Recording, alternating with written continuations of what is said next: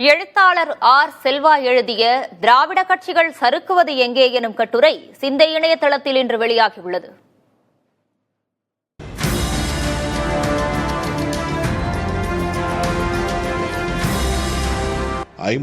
ஆண்டுகால திராவிட கட்சிகளின் ஆதிக்கத்தை வீழ்த்தி தமிழக வெற்றிக் கழகம் 108 இடங்களை கைப்பற்றியது ஒரு சாதாரண வெற்றியல்ல.